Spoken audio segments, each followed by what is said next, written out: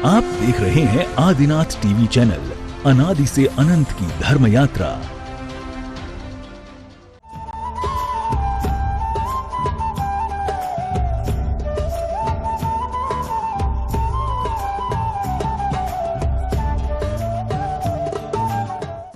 इस कार्यक्रम के पुण्यार्जक हैं श्री कंवरलाल जी महावीर प्रसाद जी, पाटनी, मदनगंज, किशनगढ़, राजस्थान।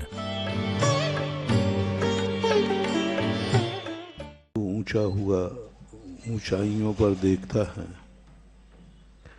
तो उसका मन भी ललचता है कि मैं कैसे ऊंचाई पाऊं, मैं क्यों नहीं उस ऊंचाई पर हूं जिस ऊंचाई पर हमारी चाहत है। हम किसी को ऊंचा देखना नहीं चाहते, देखना भी नहीं चाहिए। ऊंचे व्यक्तियों को देखने से कोई फायदा भी नहीं है। अच्छे व्यक्तियों को देखना, समझना, उनकी संगति से हमें कोई फायदा नहीं है। भगवान को देखने से भी हमें उनकी उपलब्धि होने से भी कोई फायदा नहीं है। दुनिया में जो कुछ भी है, अच्छे लोग हैं, बुरे लोग हैं, अच्छाइयाँ हैं, बुराइयाँ हैं तो हैं, उनसे हमें कोई भी हानि लाभ नहीं है। यही वस्तुएं जो हमारे लिए अपनी, क्योंकि वे सभी वस्तुएं स्वयं अपने लिए विद्यमान हैं, तुमसे उनको कोई लेना देना नहीं है। हर वस्तु अपना एक स्वयं चतुष्टय लिए हुए। कोई भी वस्तु कभी दूसरे के लिए कार्य नहीं करती, स्वाभाविक रूप से। हवाएं चलती हैं, अपने आप चलती हैं, वो तुम्हारे लिए नहीं चलती कि तुम उनके, हम नहीं चलेंगे तो इतने लोग मर जाएंगे, इसलिए वो नहीं चलती हैं। वो चलना उनका है, नेचर है, वो अपनी मस्ती के लिए चलती हैं, अपने स्वभाव में चलती है। जल इसलिए नहीं बरसता आकाश से कि लोग प्यासे हैं, उसका बरसना उसका स्व स्वभाव है। नदियों में पानी इसलिए नहीं बहता कि सबको पानी मिल जाए, उनका निम्न का स्वभाव है। उनको कभी भी भाव नहीं आता कि पानी किसके लिए बह रहा है। ये तो नीतिकारों ने बना दिया, परोपकाराय बहंती नद्यः। ये कल्पनाएं हैं, ये हमारी सोच है कि ये पानी हमारे लिए बह रहा है, हमारे लिए बरस रहा है। लेकिन जब जैन दर्शन ने उसका स्व चतुष्टय देखा तो उसका कोई लेना देना नहीं था तुमसे। तुम प्यासे रहो या मरो या जियो, उसको कोई लेना नहीं। उसको तो जहां ढाल मिलेगा वहां ढलना उसका निम्न का स्वभाव है। वनस्पति पेड़ में इसलिए फल नहीं आते हैं कि लोग उसको खाएंगे, फलना उसका स्वभाव है। वो तुम्हारे लिए नहीं फलता। तुम सोचते हो कि पेड़ फल रहा है, नहीं, वो अपने लिए उसका स्वभाव है फलना। अब तुम अपने लिए मान लेते हो, तुम खाने लग जाते हो, ये तुम्हारी विशेषता है, ये तुम्हारी निमित्त बुद्धि है। अग्नि अपने लिए स्वभाव से जलती है। सूरज तुम्हारे लिए प्रकाश के लिए नहीं निकलता। ऐसी कोई व्यवस्था नहीं है कि सृष्टि में प्रकाश रहे इसलिए सूरज निकल जाता है। सूर्य का निकलना अपना स्वभाव है। उसको प्रकाश देना और नहीं देने से कोई लेना देना नहीं, वो नियत धारा में बहता है। इसलिए सारी दुनिया में जो कुछ भी है सब वो जब उपादान दृष्टि से देखते हैं तो सब कुछ अपना लगता है। जब अब सब व्यक्ति को वस्तु स्वरूप जब समझ लिया तुमने, कोई किसी के लिए नहीं है, सब अपने लिए है। मनुष्यों को भी देख लीजिए, तुम जो कुछ भी करते हो सब अपने लिए करते हो। एक पिता ने बेटे को उत्पन्न किया, बेटे को उत्पन्न नहीं किया, उसने अपने ही मर्जी को पैदा किया, अपनी इच्छा की पूर्ति की है। उसके मन में ये भाव नहीं आया कि चलो मैं मनुष्य हूं, मैं जैन हूं, अच्छा धर्म है, अच्छी जाति है, तो मैं कुछ ऐसा प्रयास करता हूं कि 10-25 लोगों को मेरी गोदी में मेरी कूख में जन्मेंगे तो 10-25 लोग जैन बन जाएंगे, इनका कल्याण हो जाएगा। क्या संतान को जन्म देते समय ये भाव आता है कि मैं इसलिए जन्म दे रहा हूं क्योंकि मेरी गोदी में जो जन्मेगा, मेरे कुल में मेरी कूख में जो जन्मेगा उसका कल्याण होगा, वो मांसाहार से बचेगा, वो नमोकार मंत्र पढ़ेगा, वो देव साध गुरु को समझेगा, इसलिए मैं संतान को जन्म दे रहा हूं। नहीं, तुम्हें धर्म से कोई लेना देना नहीं, उस जीव का कल्याण हो ये भी कोई लेना देना नहीं है। तुम अपनी खुद की चाहत को जन्म देते हो। तुम्हारी इच्छा है कि कोई मुझे पिता कहने वाला हो, तुम्हारी इच्छा है कि मेरे बाद मेरी संपत्ति का भोक्ता हो, तुम्हारी इच्छा है कि मेरा कुल दीपक हो, कुल दीपक हो, मेरे कुल का उजाला, ये सब तुम्हारी चाहत है। तुम परोपकारी हो ही नहीं सकते, तुम्हारे अंदर परोपकार का भाव आ ही नहीं सकता। जैसे पेड़ में भाव नहीं आया कि ये परोपकार करे, गाय में भाव नहीं आया कि मैं परोपकार के दूध दे रही हूं, नहीं, सब स्वाभाविक हो रहा है। इसी प्रकार तुमने भी संतान को जन्म दिया, कोई अपने सुख के लिए दिया, अपनी चाहत के लिए दिया, ना कि किसी के उपकार के लिए दिया। कभी भी किसी भी जीव को ये भाव आया हो कि मैंने इसलिए जन्म दे रहा हूं जिससे लोग अधिक से अधिक कल्याण कर सके, यदि ये भाव तुम्हारा आ जाए। सिद्धाचार्य उपाध्याय सर्वसाधु जिन धर्म जनागम जिनचे तलेवो नमो नमः अक्षय प्राप्ताय स्वाहा। चंपा चमेली की वीणा नाना सुगंधित ले लिए, भव के विजेता आपको पूजती सुमन अर्पण किए। नव देवताओं की सदा जो भक्ति से अर्चा करे, सबसे दिनम निधि रिद्धि मंगल पाए शिव कांतावरी। सिद्धाचार्य उपाध्याय सरसाधु जिन धर्म जनागम जिनचे वो नव देवता वो कामबाण विनाशनाय पुष्पम निरुपामती स्वाहा। थिरकने लगे जमी पे कदम, थिरकने लगे जमी पे कदम, हमारे संग संग विद्या सागर की लहरें। सामान्य से कहो अकेले नहीं हम, सामान्य से कहो अकेले नहीं हम, हमारे संग संग सुधा सागर की लहर। पायस मधुर पकवान मोदक आदि को भर थाल में, निज आत्म अमृत सौख हेतु पूज होनत भाल में। नव देवताओं की सदा जो भक्ति से अर्चा कर, सबसे नव निधि रिद्धि मंगल पाए शिव कांतावरी। सिद्धाचार्य उपाध्याय सरसाधु जिन धर्म जनागम जिनचे तलेवो नव देवता वो नमः काम नैवेद्यम पामते स्वाहा। कर्पूर ज्योति जगे मगा दीपक के लिया निज हाथ में, तो आरती तुम आरती पाऊं सुज्ञान प्रकाश में। तब देवताओं की सदा जो भक्ति से हर्चा करे, सबसे नव निधि रिद्धि मंगल पाए शिव कांता। मेरे गुरुवर की जय जयकार, विद्यासागर की जय जयकार, मेरे गुरुवर की जय जयकार, सुधा सागर की जय जयकार। ओम मीमरम सिद्धाचार्य उपाध्याय सरसाधु जिन धर्म जनागम जिनचे नव देवता वो नमः मोहंधकार विनाशनाय दीपम पामते स्वाहा।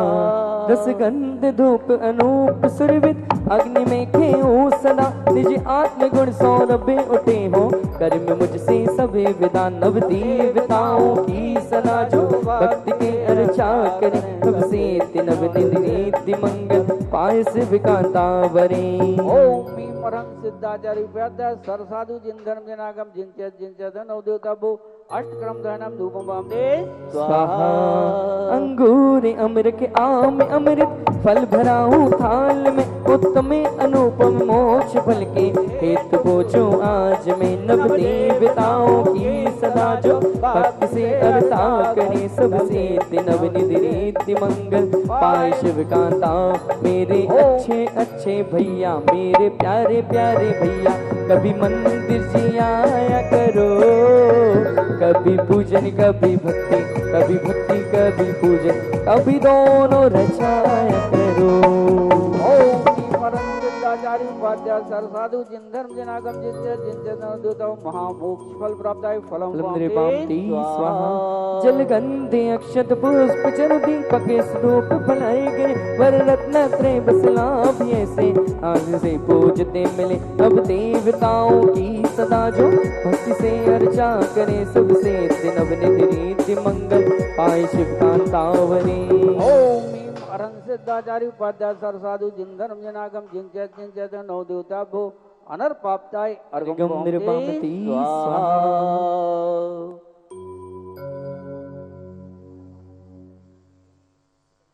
चलिए जयमाला करेंगे, उसके तत्पश्चात मुनिर्यापक्ष मण मुनि पुंगव श्री सुधा सागर जी महाराज के अमृत वचन हम सभी को प्राप्त होंगे। एक बार जोरदार जयकारे के साथ चलेंगे। जय बोले शांतिनाथ भगवान की, निर्यापक्ष मण मुनि पुंगव श्री सुधा सागर जी महाराज की। चित चिंतामणि रत्न तीन लोक में श्रेष्ठ हो, गाँव गुणी बड़ी मान जयवंतो वरते सदा। और क्या बोलेंगे? पंखिड़ा हो पंखिड़ा, पंखिड़ा हो पंखिड़ा। रेडी वन, जय हो झूम के। जय बोले शांतिनाथ भगवान की। क्या बात है, थोड़ा सा झूम के।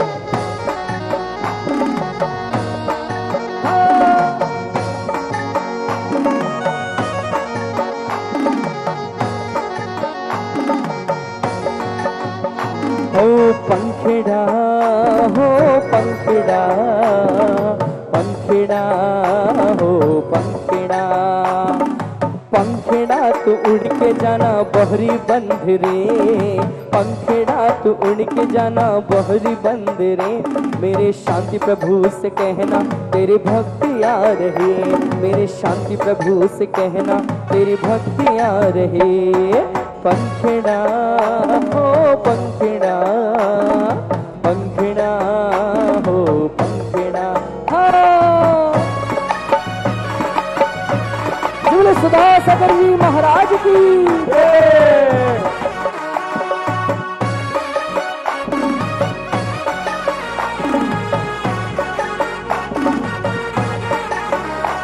जय जय श्री अरिहंत देव देव हमारे, जय घातिया को घात सकल जंतु उबारे।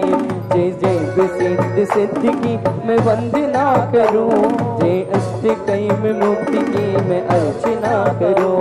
औचार्य देव गुण शक्ति से धार रहे हैं, दीक्षा दे असंख्य भव तार रहे हैं। जयवंत उपाध्याय गुरु ज्ञान के धनी, सन्मार्ग के उपदेश की वर्षा करे गनी। जय साधु 28 गुणों को धरे सदा, निज आत्मा की साधना से चित न हो कदा। ये पंच परम देव सदा वंदे हमारे, संसार विषम सिंधु से हमको भी उबारे। जिन धर्म चक्र सर्वदा चलता ही रहेगा, जो इसकी शरण ले वो सुलझता ही रहेगा। जिनकी ध्वनि पीयूष का जो पान करेंगे, भव रोग दूर कर विमुक्ति कांति बनेगी। जिन चैत्य की जो वंदना त्रिकाल करे हैं, वे चित स्वरूप नित्य आप लाभ करे हैं। कृत्रिम कृत्य में जिनालयों को जो भजे, वे कर्म शत्रु जीत शिवालय में जाम से।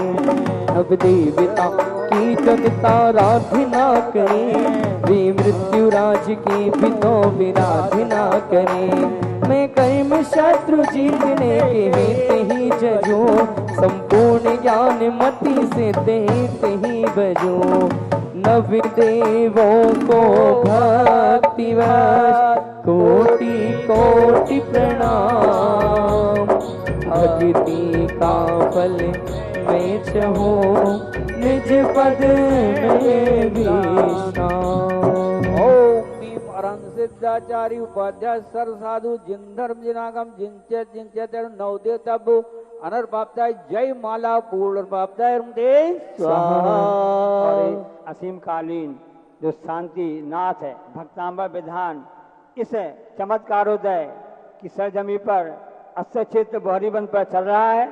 और उसके बाद में पूज्य निरापक मुनि श्री सुधा सागर जी महाराज जी से निवेदन करेंगे कि अपनी अमृत वाणी प्रदान कर हम सबको कृतार्थ करें। और जिन किसी को भी असीमकालीन भक्तांबर शांतिनाथ विधान में अपना नाम लिखाना हो और कमेटी संपर्क कर सकते हैं, क्योंकि पूज्य सुधा महाराज जी की प्रेरणा से यह कार्यक्रम यहाँ पर चालू हो गया है। असीमकालीन शांतिनाथ भक्तांबर विधान। जय श्री ओम नमः सिद्धेभ्यः। जय श्री ओम नमः सिद्धेभ्यः। जय श्री ओम नमः सिद्धेभ्यः। सर्वमंगल मांगल्यम सर्वकल्याणकारकम प्रधानम सर्वधर्माणां जैनम जयतु शासनम। पंच परमेष्टि भगवान की आचार्य श्री गुरुवर कुंद महाराज की, आचार्य श्री गुरुवर विद्यासागर महाराज की जय हो। पूज्य सुधा सागर जी महामुनि राज की जय हो। मुनि संघ की जय हो।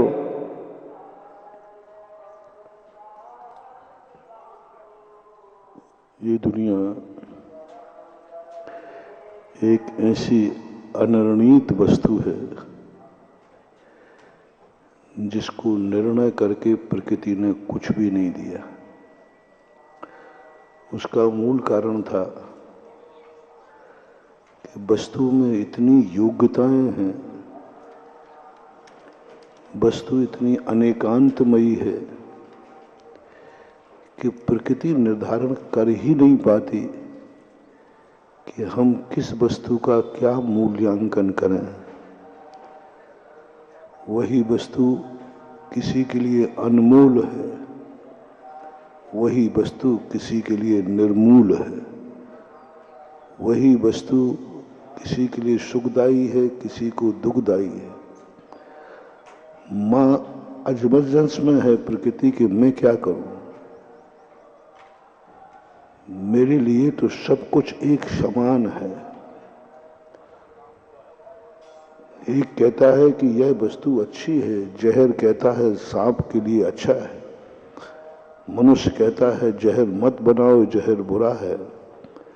सांप कहता है माँ थोड़ा अच्छा जहर देना दांतों में, जिससे मैं अपने जीवन की रक्षा कर सकूं।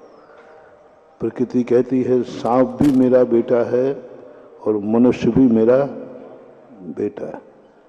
सांप चाह रहा है कि मेरे मुंह में जहर हो, और दुनिया चाह रही है कि सांप के मुंह में जहर नहीं होना चाहिए। ऐसी रहस्यमयी अनेकांतमयी बहु उद्देश्य बहु स्वरूप लेने वाली सृष्टि को कोई निर्णय नहीं कर सकता। कोई भी किसी वस्तु को हम अच्छा नहीं कह सकते, क्योंकि जिसे हम अच्छा कह रहे हैं वह किसी न किसी को बहुत बुरा है। हम नहीं कह सकते कि प्रातः काल का सूर्य निकलना अच्छा होता है। उल्लू से पूछो उसको कितना बुरा लगता है। हम कहते हैं कि सूर्य प्रातः काल हो रहा है, शुभ घड़ी है, शुभ बेला है, अच्छा है। लेकिन दुनिया में ऐसे भी प्रकृति के जीव हैं जो सूर्य के उदय को अशुभ मानते हैं, दुख मानते हैं, बद्दुआ देते हैं।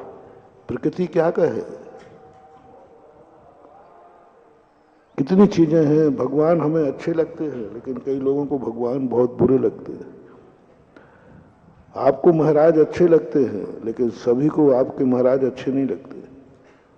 तुम महाराज की मुद्रा देखकर खुश हो जाते हो और कोई महाराज की मुद्रा देखकर मुंह छुपा लेते हैं। किसी को महाराज को देखकर अभाग्य जागता है, किसी को महाराज देखकर दुर्भाग्य जागता है। क्या है, उसी निमित्त को पाकर लोग कर्मों के क्षय कर लेते हैं और उसी महाराज का निमित्त पाकर व्यक्ति निधत्त निकाचित कर्मों का क्षय कर लेते। वस्तु एक ही है, वस्तु एक ही है। महारानी चेलना उन्हीं महाराज को देखकर स्वर्ग देवायु का बंद करती है और उन्हीं महाराज का निमित्त पाकर उसका पति नरक आयु का बंद करता है। महाराज को क्या निमित्त बनाऊं कि ये नरक आयु के निमित्त हैं या देव आयु के निमित्त हैं?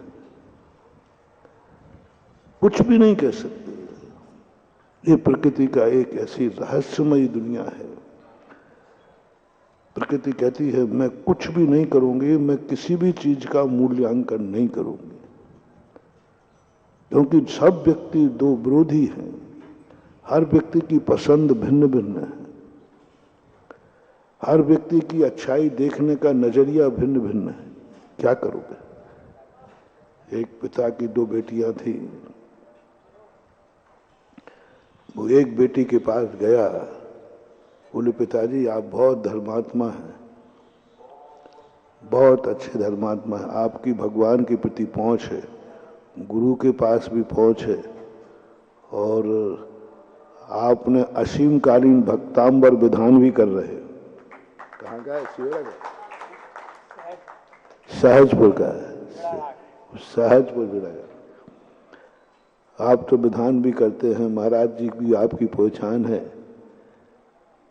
पिताजी कुछ ऐसा भाव करो, हमने अभी वो कुमार के यहाँ थी बेटी, नए मटके बनाए हैं, ऐसा ना हो जाए कि पानी गिर जाए, नहीं तो सब आपके नाती पोता भूखों मर जाएंगे। तो ऐसा प्रयास करना कि अभी 8-15 दिन पानी न गिरे। हमारी तरफ से आप इस भक्तांबर विधान में फरियाद करना। और शांतिनाथ भगवान बहोरी बंद वाले तो चमत्कारी हैं। हाँ, वो तो चमत्कार कर ही देंगे, इच्छा पूर्ति हैं, सबकी इच्छा पूरी करेंगे। और आप तो और उनके भक्त हैं और आपने तो असीमकालीन भक्तांबर विधान कराने की बात कर ली है, तो ये करना है। पहले तो पिताजी ने कहा बिटिया कह रही है, तो लोग बिटिया की बात को ठुकराते नहीं है। बोले बेटा प्रयास करेंगे। तो बोले अब मैं दूसरी बेटी के यहाँ और चले जाऊँ, वहाँ आया हूँ। तो उसी गांव में दूसरी बेटी थी, वो मालन के यहाँ थी। वो पहुँचे वहाँ, पिताजी बेटा कैसे कहा? बोले सब महाराज पिताजी अच्छा है। उसने वही कहा आप तो बहोरी बंद के शांतिनाथ भगवान को चाहने वाले हैं, वहाँ तक आपकी पहुँच है, आपने असीमकालीन भक्तांबर विधान कर रहे हैं। बस पिताजी आज ही जाकर के ये भावना भाना, यदि 2-4-8 दिन में पानी नहीं गिरा तो ये बगिया सूख जाएगी, आपके बच्चे भूखे मर जाएंगे। पिताजी की आफत हो गई, अब क्या करें? एक बेटी कहती है 2-4 दिन में पानी गिरा तो सब स्वाहा हो जाएगा, एक जो आवा लगा है ना मटकों का, ये सब भूज जाएगा। और एक कहता है कि 2-4 दिन यदि पानी नहीं गिरा तो बगिया। अब बताओ पिताजी क्या करें दोनों बेटियों के लिए? अब किस बेटी की बात सुने? एक कह रही है पानी नहीं गिरना, एक कहती गिरना है। पिताजी ने कहा कि अब मैं क्या करूं? अब ऐसा पिता तो दौड़ा दौड़ा, बस एक ही है, भगवान तो बोलेंगे नहीं। उसने कहा कि ठीक है, हमारे अभी बहोरी बंद में महाराज लोग भी हैं। तो महाराज के पास आ गया। बोले महाराज जी हम क्या करें? एक बेटी कह रही पानी की फरियाद करो, एक कह रही नहीं गिरने की फरियाद करो। तो संत ने कहा तुम कौन होते हो पानी बरसाने वाले? तुम कौन होते हो पानी रोकने वाले? तुम बिटियों के बाप जरूर बन गए हो, लेकिन बिटियों की किस्मत बनाने और बिगाड़ने वाले तुम कौन हो? कह दो बेटा जिसकी किस्मत में जो लिखा होगा वही होगा, शांतिनाथ भगवान ने कह दिया है। जिसकी किस्मत में जो लिखा होगा वही होगा। और ये बात उसने पहुंची, बोले पिताजी आपने तो क्या कर दिया।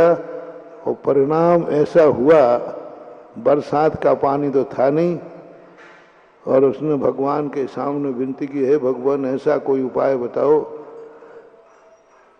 कि दोनों बेटियों की इच्छा पूरी हो जाए। एक ही गांव था, अब दोनों बेटियों की इच्छा पूरी कैसे हो, ये बिल्कुल विरोधी इच्छा है। तो उन्होंने कहा तुम तो यही कह दो जिसकी किस्मत में जो होगा वो होगा, मैं कुछ नहीं कर सकता, मेरे भगवान कुछ नहीं कर सकते। बस देखो चमत्कार देखना क्या हुआ। पानी बरसा, दूसरे मोहल्ले में जिसमें मालन रहती थी उस मोहल्ले में पानी बरस गया, जिसमें कुमारन रहने थी वहां नहीं बरसा, दोनों काम हो। कभी कभी होता है ऐसा, कभी कभी होता है, एक कॉलोनी में पानी गिर जाता है दूसरे में नहीं गिरता। ये है चमत्कार। हम कुछ नहीं कर सकते, विरोधी बातें हैं, लेकिन चमत्कार ऐसा हुआ कि आधे गांव में गिर गए, आधे में नहीं गिरा। ये है हमारी भक्ति, ये है हमारी शक्ति, ये है हमारी साधना। इसके लिए धर्म है। धर्म दोनों की इच्छाएं पूरी नहीं कर सकता, और धर्म किसी को नकार भी नहीं सकता। धर्म की भाषा ये नहीं हो सकती कि तुम्हारी किस्मत में जो लिखा है सो होगा। ये नियतवाद है, ये संतोषी का मंत्र है, ये अहंकार से ऊपर उठने का मंत्र है। धर्म क्या है? हमें धर्म यह नहीं कहता कि तुम्हारी किस्मत में जो लिखा है वह होगा। यदि किस्मत में ही सब कुछ लिखा होना है तो फिर धर्म करने से मतलब क्या है? इसलिए मैंने कई दिन पहले प्रवचन में कहा था, अपनी जिंदगी में नियतवाद मत लाना। जो जिस समय होना है वैसा होगा, ये नहीं सोचना। अपना धर्म पर विश्वास करो। मेरा धर्म है, मेरा धर्म जो चाहेगा वो होगा। नियतवाद तो ये है कि अग्नि जलाएगी, नियत तो ये है कि अग्नि का काम जलाना है। सीता कहती है कि नहीं, कौन कहता है जलाना अग्नि का काम? अग्नि का काम जलाना है, हमारा काम जलना है। लेकिन धर्म क्या करेगा? बस यही होता है चमत्कार, यही होता है चमत्कार। जैसे सीता कूदी, अग्नि ने जलना बंद कर दिया और शरीर ने जलाना बंद कर दिया, अग्नि ने जलना बंद कर दिया और अग्नि का नीर का कुंड बन गया। इसको बोलते चमत्कार। ये है धर्म। धर्म और पुरुषार्थ और व्रत जितने भी हैं, ये नियतवाद की भी धज्जियां उड़ा देते हैं।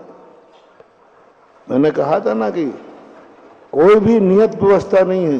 उज्ज्वल अकलंग स्वामी श्री राजवार्तिक, कौन नियत कर पाया? नियत क्या है? यदि नियत के भरोसे रहेंगे तो दुनिया में कुछ भी हम नहीं कर पाएंगे। हाथ पे हाथ रखे बैठ जाओ, क्योंकि नियत है, जो होना है सो होगा। हमें क्या करना है ही नहीं। महान बोलो, प्रकृति नियतवादी हो जाती है, वो पिता नियतवादी हो गया। मैं क्या कर सकता हूं? एक पानी बरसाने की कह रहा है और एक पानी नहीं गिरने की कह रहा है। पिता क्या करे? उसके हाथ में है क्या? नियतवाद, अकर्मण्ड लोग, असमर्थ लोग जो कुछ नहीं कर सकते हैं, वे नियतवाद का सहारा लेते हैं। असमर्थ लोग हैं जिनका कुछ बस की बात नहीं है। अब उनको कुछ होना ही जाना नहीं, कुछ करना नहीं, कुछ धरना नहीं, है ही नहीं समझ। उनके मन में भाव आता है कि मैं क्या कर सकता हूं। जैसे उस पिताश्री की बात आई, वो कहती मैं क्या कर सकता हूं बेटे, मैं क्या करूं, मेरी तो आफत हो गई। एक ने कहा बरसाओ और एक ने कहा नहीं बरसाओ। मैं कुछ नहीं करता, जो होना है सो होगा, अपनी अपनी किस्मत जानो। नहीं मानो, धर्म पर विश्वास करो। इसलिए धर्म अंगीकार करना है, इसलिए धर्म को पुरुषार्थ कहा है, भाग्य नहीं कहा। पुरुषार्थ अलग चीज है। अर्थ को भाग के, नियत के भरोसे अर्थ नहीं आएगा। पुरुषार्थ के बल पर अर्थ आता है, पुरुषार्थ के बल पर अर्थ आता है। पुरुषार्थ के लिए तुमने किया है, अब वो पुरुषार्थ त्रिकाली भी हो सकता है। और 3 कार्य अपने जीवन में करे, अर्थ, धर्म और काम, ये 3 पुरुषार्थ। लोग इन तीनों पुरुषार्थों को समझ नहीं पा रहे कि है क्या। अर्थ का अर्थ क्या है? पैसा नहीं। अर्थ का अर्थ क्या? मकान नहीं। हमारे जीवन की जितनी भी उपयोगी वस्तुएं हैं, वे उपयोगी वस्तुएं कभी किस्मत से नहीं मिलती, नियत से नहीं मिलती, सर्वज्ञ से नहीं मिलती। सारी वस्तुएं को हमें जुटाना पड़ता है, जो हमारे जीवन के लिए उपकारी है, चलाने के लिए। अब जो जो वस्तुएं उपकारी हैं, सब अर्थ पुरुषार्थ में जाएगा, सब अर्थ पुरुषार्थ। सब जितना मकान, जायदाद, खेती, किसानी, बैठने का फर्श, ये सब पंडाल, ये सब जो कुछ भी, जितनी चीजों का हम उपयोग करते हैं, घोड़ा, गाड़ी, ये सब अर्थ पुरुषार्थ है। जो जो तुम्हारी जिंदगी के लिए जरूरत पड़े, पुरुष भी अर्थ पुरुषार्थ है। दांत धोने का अर्थ पुरुषार्थ, साबुन अर्थ पुरुषार्थ है, बाल्टी अर्थ पुरुषार्थ है, जूते चप्पल, सब अर्थ। जितनी चीजें तुम्हारे पास हैं, सब चीजें तुम्हारे भाग्य से नहीं मिलने वाली। सब चीजें नियत नहीं हैं, इनके लिए तुम्हें पुरुषार्थ करना पड़ेगा। इनके लिए पुरुषार्थ करना पड़ेगा। काम पुरुषार्थ का अर्थ क्या लेते लोग? वासना से यहां कोई लेना देना नहीं है। जूते तुम्हें मिले हैं अर्थ पुरुषार्थ से, जूते पहनना काम पुरुषार्थ है। जो जो चीज आपने उपभोग की, वो सब काम पुरुषार्थ है। आंख उठा करके हम टीवी देख रहे हैं, पिक्चर देख रहे हैं, काम पुरुषार्थ। हम गाना सुन रहे हैं, काम पुरुषार्थ। पंच इंद्रियों का जहां जहां हम उपयोग कर रहे हैं इंद्रिय सुख के लिए, वो सब काम पुरुषार्थ है। रोटी खा रहे हो, काम पुरुषार्थ है। पानी पी रहे हो, काम पुरुषार्थ है। एसी चला रहे हो, काम पुरुषार्थ है। पंखा चल रहा है, काम पुरुषार्थ है। गद्दे पर सो रहे हो, काम पुरुषार्थ है। सोफा सेट पर बैठे हो, काम पुरुषार्थ है। जितनी संसार की वस्तुओं का जब जब तुम उपभोग करते हो, वो सब काम पुरुषार्थ में काउंट करना चाहिए। काम पुरुषार्थ में ग्रस्त के 3 पुरुषार्थ कहे गए, धर्म, अर्थ और काम। तो अब अर्थ कैसे करे? ये सारी चीजें उसको काउंट करो। काम पुरुषार्थ कैसे करे? 8 घंटे का काम पुरुषार्थ। उपभोग की वस्तुएं देख लो आप कब कब कर रहे हो। आपने काला चश्मा लगाया धूप में, काम पुरुषार्थ। आपने कपड़े पहने, काम पुरुषार्थ। आपने अच्छा मकान बनाया और उसमें रहने लगे, काम पुरुषार्थ। आपकी अच्छी गाड़ी है, एयर कंडीशन गाड़ी है, गाड़ी लाना अर्थ पुरुषार्थ। गाड़ी में बैठना काम पुरुषार्थ। अब इतना सारा ये 24 घंटे चलना है, 24 घंटे, 1 मिनट में सभी पुरुषार्थ एक साथ चलना है। अब आइए धर्म पुरुषार्थ। भगवान की पूजा का नाम धर्म नहीं है। आप व्यापार में बैठे हैं, दुकान पर बैठे हुए, आपको थोड़ा सा भाव आ गया, नहीं ये धंधा मैं नहीं करूंगा क्योंकि मैं जैनी हूं, इसमें हिंसा है, धर्म पुरुषार्थ। आप भोजन की थाली पर बैठे हो, नहीं ये नहीं खाऊंगा, ये अभक्ष है, भोजन करते हुए धर्म पुरुषार्थ। आप बाजार में जूते चप्पल खरीदने गए, मैं चमड़े के नहीं पहनता हूं, चमड़े के जूते हिंसक होते हैं, आप कपड़े के जूते पहन रहे हैं, धर्म पुरुषार्थ कर रहे, अहिंसा परम धर्म, आपको उस समय ध्यान में आ गए। परम धर्म है अहिंसा। जूते खरीदो जूते की दुकान पर, अहिंसा परमो धर्म। जूते पहनते समय परमो धर्म, बस इतना ही धरना है। उसने 2 जूते दिखाए, चमड़े के और कपड़े के। उन्होंने कहा मैं चमड़े के नहीं लूंगा क्योंकि हिंसक हैं और मैं अहिंसक हूं। लो साहब, जूतों में, जूते खरीदते समय, दूसरे पहनते समय धर्म पुरुषार्थ। पग पग पर तुम चाहो तो धर्म के लिए कोई 8 घंटे 8 घंटे कुछ नहीं निकालना है। धर्म ही कर्म है, कर्म ही धर्म है, काम ही धर्म है, धर्म ही काम है। गृहस्थ के जीवन में पूरा ओत प्रोत 24 घंटे तीनों पुरुषार्थ एक साथ चलना चाहिए। एक साथ तीनों पुरुषार्थ एक समय 24 घंटे चलते हैं। कोई भी क्रिया, जैनी यदि वृत्ति है, वो वस्तु का संग्रह करेगा, उसका उपयोग करेगा, लेकिन बस उतना ध्यान रख लिया ये मेरे खाने योग्य नहीं, मेरा नियम है। धर्म पुरुषार्थ चालू, धर्म पुरुषार्थ चालू। उसको धंधा करना था, उसने कहा ये शराब का ठेका हो रहा है, नहीं मैं ये ठेका नहीं लूंगा, हम दूसरा ठेका लेंगे क्योंकि हम जैनी हैं। धर्म पुरुषार्थ चालू है। पानी पीते समय उसने कहा कि नहीं ये हमारी आदत पानी है, मैं नहीं पीता हूं। पानी पीते समय धर्म पुरुषार्थ, छान के पानी पी रहा है, धर्म पुरुषार्थ। 5 इंद्रियों के विषयों में धर्म पुरुषार्थ। आंख उठा के उसने देखा, गलत कार्य था, उसने आंख झुका ली, नहीं मेरी नजर ये बुरी नजर नहीं पड़ना चाहिए, मैं धर्मात्मा हूं, मैं जैनी हूं। लो धर्म पुरुषार्थ, धर्म पुरुषार्थ हो गया। वो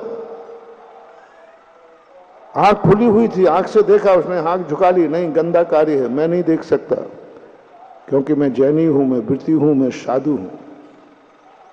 24 घंटे साधु असंख्यात गुणी निर्जरा क्यों करता है? देश वृत्ति के बाद प्रति समय संख्यात गुणी निर्जरा क्यों? प्रति समय, गजब। खाते समय, उठते समय, बैठते समय, खेती के समय, सब 24 घंटे कैसे? अरे मंदिर में तो बात समझ में आती है। पुण्य का बंध हो रहा है, पाप की निर्जरा होती है, मंदिर में समझ में आ रही, माला फिर रहा जब समझ में आ रही, सामायिक कर रहा जब समझ में आ रही, लेकिन वो तो गृहस्थ है, धंधा पानी कर रहा है, युद्ध में जाके तलवार चला रहा है, खेती में हल चला रहा है, दुकान पर बैठा हुआ है, व्यापार धंधा कर रहा है, माइंस चला रहा है, माइंस में बैठा हुआ है, पंचेंद्रियों के विषयों को भोग रहा है, शादी विवाह कर रहा है। अब शादी विवाह में कहां असंख्यात गुणी निर्जरा प्रतिमाधारी है। 96,000 शादियां की वृत्ति ने। चक्रवर्ती, शांतिनाथ, कुंथनाथ, हरनाथ, वृत्ति होने के बाद अब देखिए कितना लोगों ने सीमित कर दिया धर्म को। असंख्यात गुणी निर्जरा करना है, प्रति समय कर रहे हैं। अब जिस समय शादी कर रहा है व्यक्ति, उस समय असंख्यात गुणी निर्जरा कैसे है? कैसे कर रहा है? बच्ची को पसंद कर रहा है, बस कुछ नहीं करना महानुभाव, इतना सा भाव करना है, मैं वृत्ति हूं, मैं कुलीन संग बच्ची से शादी करूंगा, धर्म पुरुषार्थ। मेरे आचार विचार का जहां मिलेगा, जैसे कल मैंने कहा था, मैं विवाह करूंगा, लेकिन ध्यान रखना मेरा महाराज नहीं छूटना चाहिए, मेरा महाराज नहीं छूटना चाहिए, मेरा अभिषेक पूजन नहीं छूटना चाहिए। मेरे शादी करने के बाद मुझे ही गर्व नहीं, धर्म को भी गर्व होना चाहिए कि अभी तो एक था, अब 2 हो गए। अभी तो एक हार देता था, अब कितने देंगे? अभी तो एक व्यक्ति पूजा करता था, अब कितने करेंगे? बस मैं धर्मात्मा को और भगवान के सामने आकर कहेगा कि भगवान मैंने मां संसारी नहीं बढ़ाया है, मैंने आपका एक भक्त भी बढ़ाया है। वहां धर्म पुरुषार्थ की बात आ गई कि नहीं मैं कुलीन से करूंगा, मेरा धर्म नहीं छूटना चाहिए। बस जिस कार्य में मेरे गुरु छूट जाएंगे वह कार्य मैं नहीं करूंगा, असंख्यात गुणी निर्जरा। जिस कार्य में मेरा मंदिर छूट जाएगा वो कार्य मैं नहीं करूंगा, असंख्यात गुणी निर्जरा। यानी हर कार्य करते समय, उठते बैठते खाते पीते समय उसको अपने व्रत की चिंता है, अपने नियम की चिंता है, अपने धर्म की चिंता है। बस इस चिंता ही का नाम है धर्म पुरुषार्थ। आर्त ध्यान में धर्म पुरुषार्थ, रौद्र ध्यान में धर्म पुरुषार्थ। आर्त ध्यान हो रहा है लेकिन सम्यक दृष्टि धर्म पुरुषार्थ कर रहा है। बहुत तकलीफ हो रही है, बहुत वेदना हो रही है उसको, लेकिन उससे कहा देख रात में खा ले, भूख लगे, नहीं रात में तो नहीं खाऊंगा, मेरा धर्म भ्रष्ट हो जाएगा। तो तकलीफ नहीं हो रही है? नहीं, तकलीफ तो बहुत हो रही है। चिल्ला रहा है, चीख रहा है, आर्त ध्यान हो रहा है, लेकिन वो धर्म को छोड़ने को तैयार नहीं है। धर्म पुरुषार्थ चल रहा है, धर्म की बात उसके ज्ञान में आ रही है।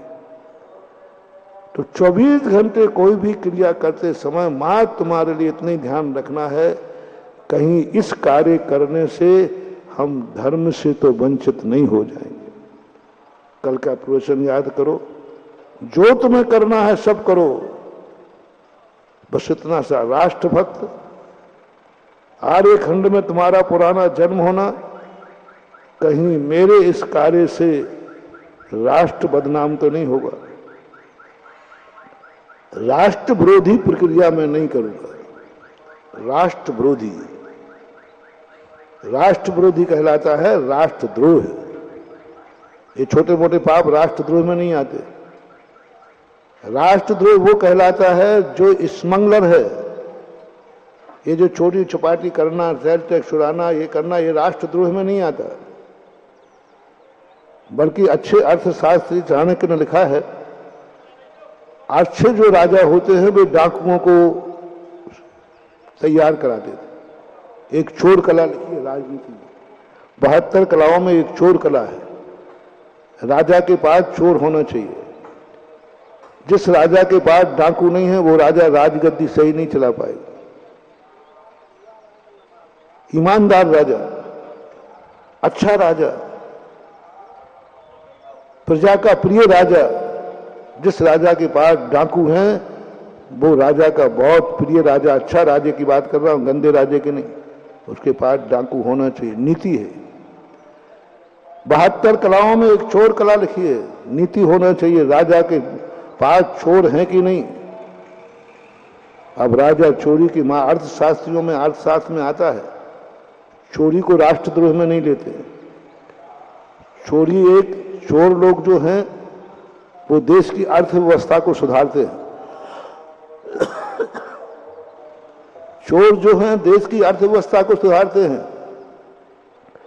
क्योंकि देश में, राष्ट्र में कई कंजूस होते हैं जो धन को गाड़ के रखते हैं, जो धन को छुपा के रखते हैं। अब राजा यदि छीनेगा, छापा मारेगा, तो राजा यदि छापा मारेगा तो जनता नाखुश हो जाएगी।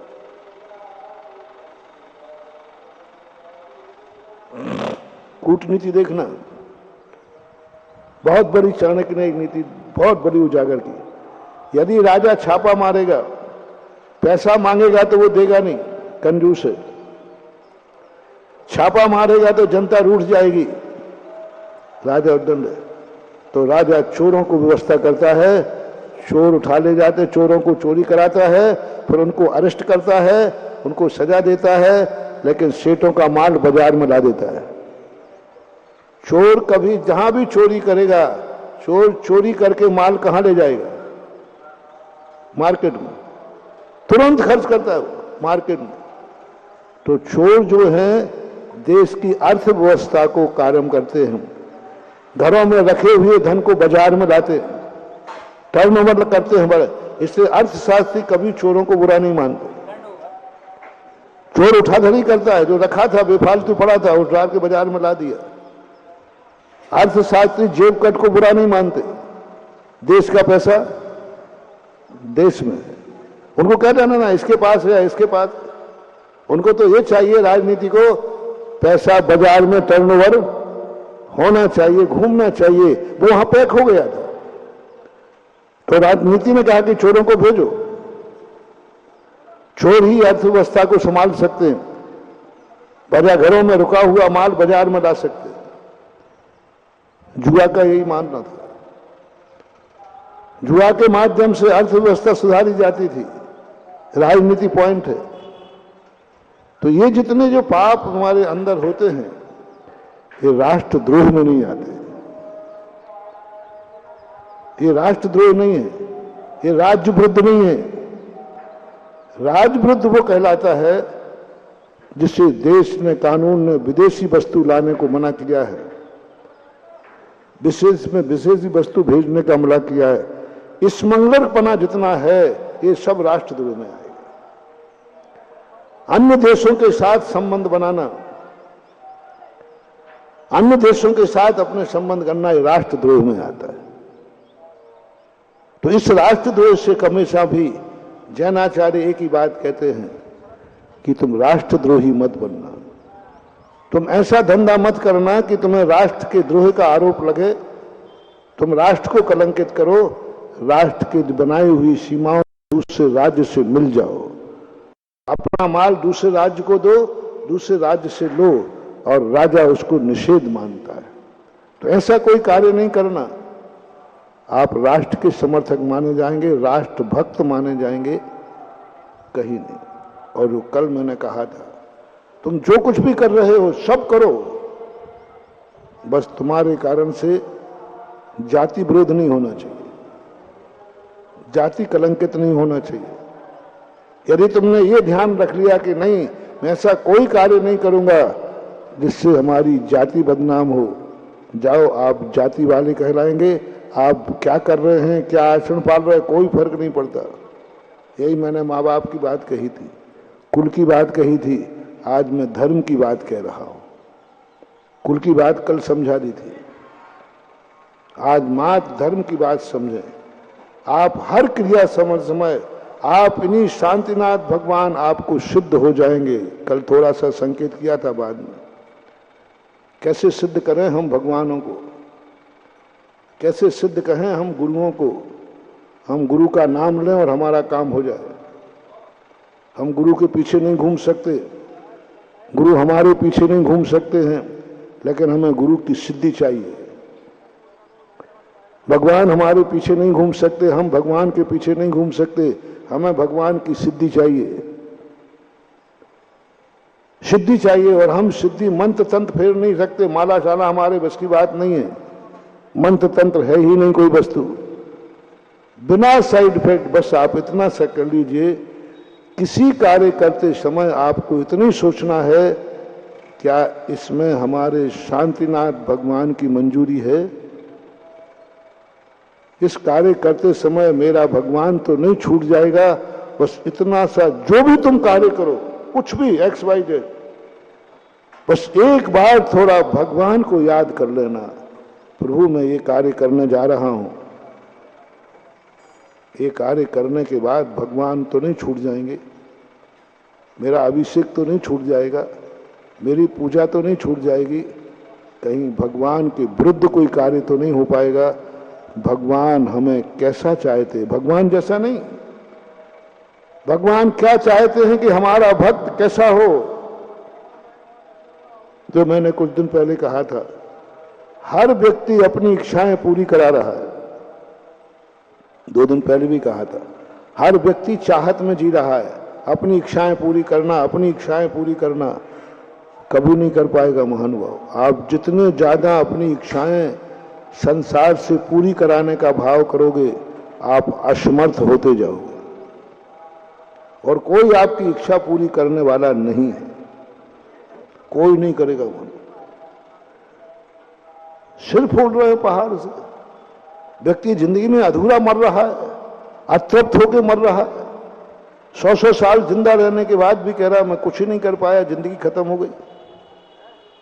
देवता इतने असंख्यात वर्षों की आयु जीते हैं, कहते हैं कि हमने कुछ नहीं कर पाए, तड़प के मर जाते, एक इंद्रियों में चले जाते।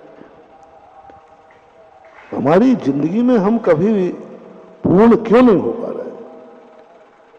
यह जिंदगी ऐसी है जैसे गर्मी के दिनों में प्यास लगती है, पेट भर जाता है लेकिन प्यास नहीं बुझती। पेट में थोड़ी और जगह होती तो अब पेट पीऊं कहां, पेट तो भर गया लेकिन गला सूख रहा है। ऐसी जिंदगी जीते हैं आप लोग सब दुनिया, पेट भर रहा है फिर भी कह रहे गला तो सूख रहा है, फिर भी इच्छाएं बनी हुई हैं।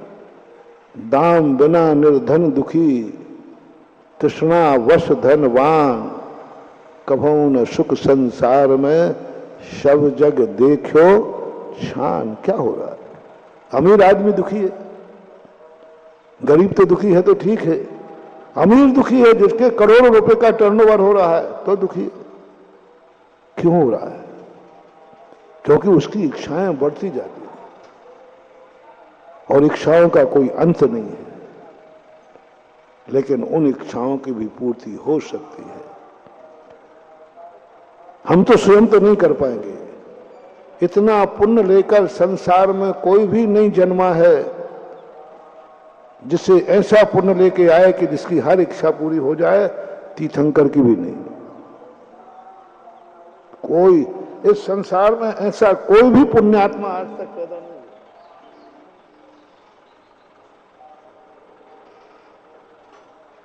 जो अपनी इच्छाएं स्वयं पूरी कर ले।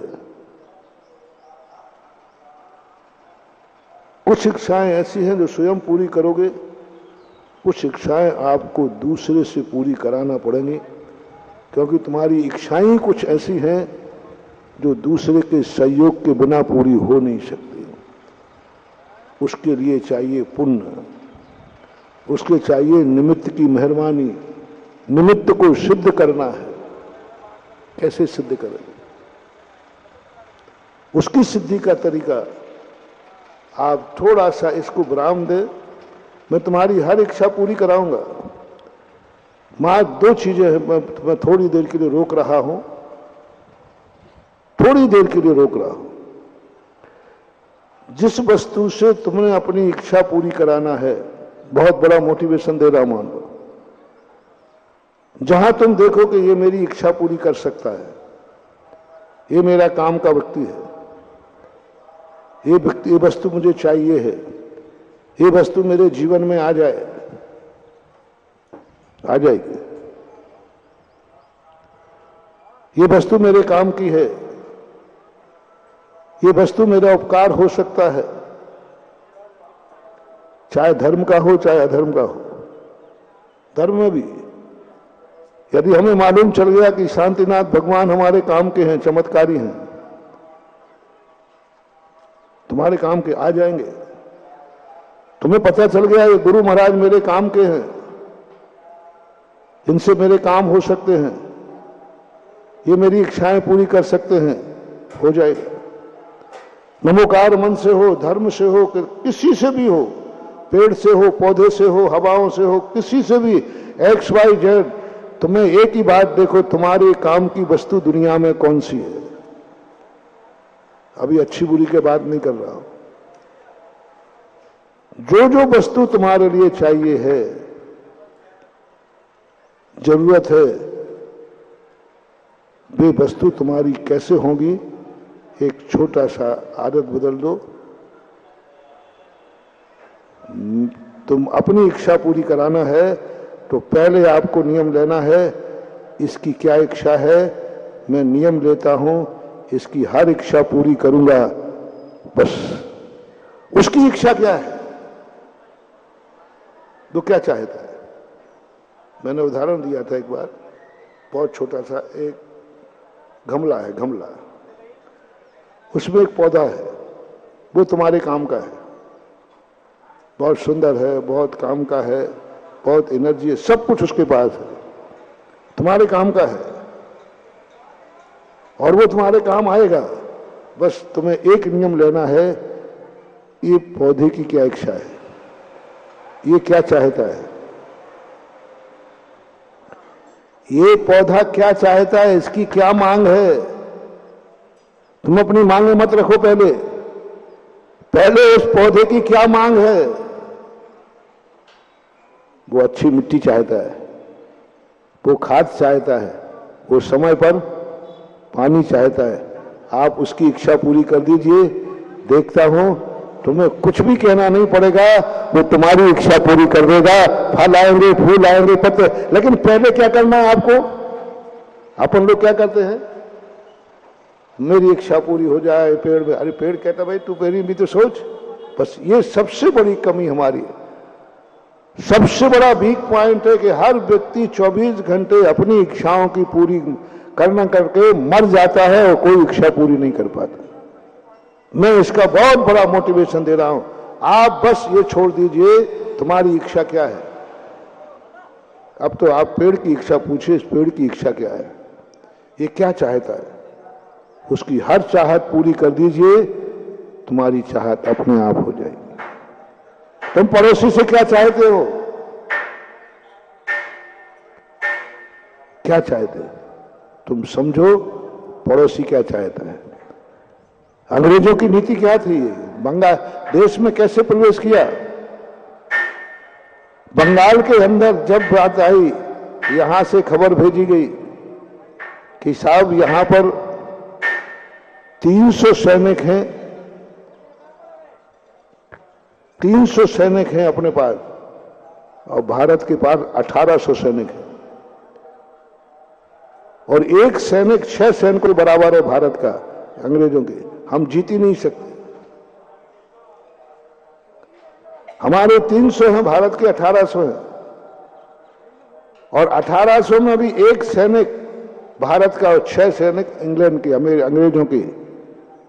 कितना गुना हो गया। वहां के एक बहुत बड़े कूटनीतिज्ञ ने कहा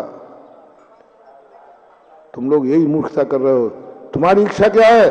बोले मैं बंगाल पे कब्जा में चाहता हूं, बंगाल मेरे कब्जे में हो, कलकत्ता मेरे कब्जे में हो, भारत में मेरे पूरा राज्य चले, ये इच्छा मेरी है। बोले यही तुम्हारी मूर्खता है, कभी नहीं कर पाओगे। कूटनीति थी वहां के लोगों ने। अब वहां पूछो वहां के नवाब की क्या इच्छा है। वहां एक नवाब था, नाम नहीं बता रहा, नाम नहीं। एक नवाब की इच्छा क्या है, तुम उसकी इच्छा पूरी करो। और वहां से सैनिक भेज नहीं सकते अमेरिका, इंग्लैंड से, क्योंकि अमेरिका से युद्ध चल रहा था उस समय। देश अंग्रेज लोग अमेरिका से युद्ध कर रहे थे, वो युद्ध जरूरी था, इसलिए वहां से आया। मैं एक भी सैनिक नहीं भेज सकता हूं। कूटनीतिज्ञ ने कहा एक नीति है कि तुम्हारे 300 सैनिक 1800 लोगों को धराशायी कर देंगे। बस अब तुम्हें एक नियम लेना है, वहां के नवाब की क्या इच्छा है उस इच्छा को पूरी करो। अंग्रेज ने नवाब से मीटिंग की और पूछा आप क्या चाहते हैं, आपकी जीवन की इच्छा क्या है, आपके जीवन का लक्ष्य क्या है। बोले मेरे जीवन का लक्ष्य है कि बंगाल की गद्दी पर, राजगद्दी पर मैं बैठूं। वो मंत्री था। बंगाल की गद्दी पर मेरा राज्य हो, मेरी एक अंतिम इच्छा है। अंग्रेजों ने तुरंत कहा हो जाएगा, हो जाएगा, आप राजा बन गए, आप राजा बन गए। लिखित में एग्रीमेंट हुआ कि तुम्हारी जो इच्छा है हम अंग्रेज लोग पूरा करेंगे। एग्रीमेंट हुआ, बस एक ही है, हमारे 300 लोग जब गोली चलाए आप अपनी सेना को ऑर्डर नहीं देंगे। देव साहब 300 सैनिकों ने 1800 सैनिकों को धराशायी कर दिया, और जैसे वो जीते उसको वहां की राजगद्दी दे दी, और राजगद्दी पे 6 महीने नहीं बैठ पाया और मारा गया। ये नीति है, ये कूटनीति नहीं थी, ये सत्य नीति थी। अब इसी को अपन धर्म के रूप में लावे तो पहले हम अपने सामने अपनी इच्छाएं पूरी न कराएं, पहले उस पेड़ की इच्छा पूरी करो, उस खेत की इच्छा पूरी करो, उन हवाओं की इच्छा पूरी करो, राष्ट्र की इच्छा पूरी करो। समर्पित हो जाओ, इतना समर्पित हो जाओ, चाहे मुझे खाने मिले मिले, पेड़ को पानी पहले मिलेगा। तुम प्यासे हो, एक गिलास पानी है, तुम बलिदान तो करो। पेड़ भी प्यासा है, उसको भी पानी चाहिए तुम्हें। तुमने पेड़ के सामने खड़े होकर कहा नहीं मैं नहीं पीऊंगा, चल जाएगा, मैं अपना पानी पीने का पेड़ को डालता हूं। मैं पेड़ की इच्छा पूरी करता हूं, उसी समय वो पेड़ तुम्हारा इतना दीवाना होगा कि आपको उसी समय से एनर्जी देना चालू कर देगा। इतना बलिदान तुमने अपने पीने का पानी पेड़ को डाल दिया, तुमने खाने के पहले उसको खाद दिया, सुबह उठते ही सबसे पहले तुम कहाँ गए? कहीं नहीं गए, सीधे पेड़ के पास गए। पेड़ सुरक्षित है कि नहीं? पेड़ को चाहो तुम, पेड़ की इतनी बड़ी, पेड़ को चाहो, पेड़ से मत चाहो। अभी पेड़ को चाहो कि नहीं ये पेड़ कहाँ है। मैं सुबह उठ करके सबसे पहले कहीं बाहर से आओ, सबसे पहले उस गमले को देखना शुरू करो, गमला सुरक्षित है कि नहीं। पेड़ से आपको इतनी एनर्जी मिलेगी महानुभाव। आप यदि जंगल में एक दिन लेट हो जाएं, मैं बहुत छोटा सा एनर्जी लेवल दे रहा हूं, आपको ये चिंता नहीं हो कि मेरा क्या होगा, आज मैं घर नहीं पहुंच पाऊंगा, तो आज सुबह से मेरे पेड़ को पानी कौन देगा। आप कहीं विदेश में बाहर गए हैं और किसी कारण से तुम नहीं आ पाए, तो आपको अपने भोजन की चिंता नहीं, स्वयं की नहीं, आपको क्या मन में विकल्प आ गया, आज पेड़ को पानी कौन देगा। बस इतना सा तुम्हें चिंतन करना है। ब्रह्मांड की सारी शक्तियां वहां पहुंचे कि पेड़ के प्रति इतनी चिंता, अपनी चिंता नहीं है। आज पेड़ को पानी कौन देगा, आज पेड़ सूखा रह जाएगा, वाइब्रेशन होगा। अब पेड़ आपके लिए ऐसा तड़पेगा, ऐसी भावना करेगा, ऐसी उसकी वर्णनाएं जाएंगी कि आप जंगल में दबे होंगे और पेड़ यहां आपकी कुशलता की कामना कर रहा होगा कि मेरा मालिक सुरक्षित आ जाए। और जब पेड़ तुम्हारी याचना करेगा तो दुनिया की कोई ताकत तुम्हारा बाल बांका नहीं कर पाएगा। एनर्जी लेवल को अपने पक्ष में करो। पहले कोई तुम्हारी चिंता क्यों करे। तुम मरे हो तो मरो ना दुनिया में, तुम दुखी हो तो बने रहो ना दुखी, तुम भूखे हो तो बने रहो, क्योंकि तुमने कभी किसी की चिंता की हो तो कोई तुम्हारी चिंता करेगा।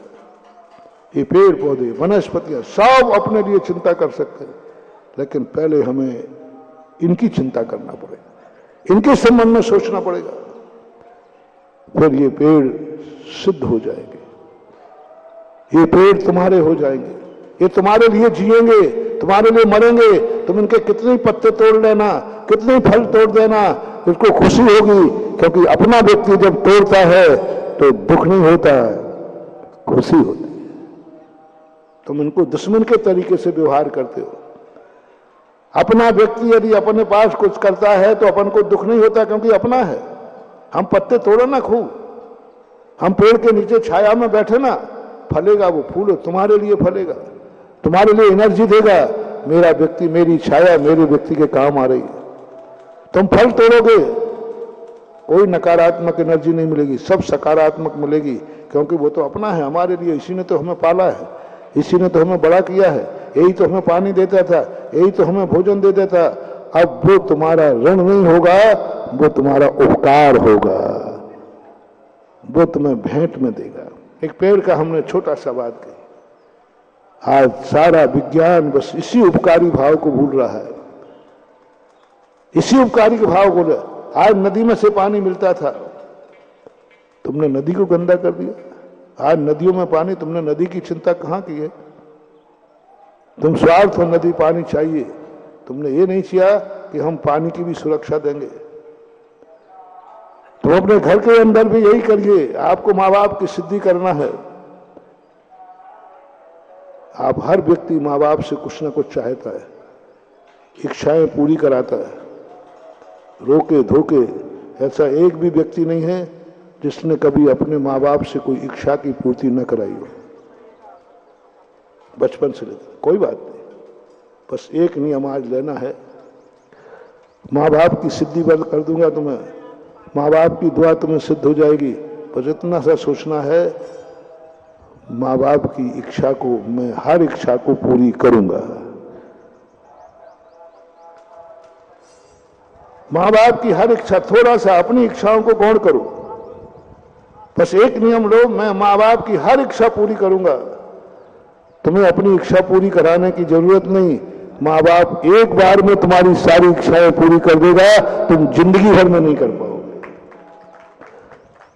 तुम जिंदगी भर में माँ बाप की इच्छाएं पूरी नहीं कर पाओगे, वो एक दिन में कर देगा। बस आपको इतना सा भाव करना है कि मेरी जिंदगी की एक ही तमन्ना है, सब जितने लोग प्रवचन सुन रहे हो,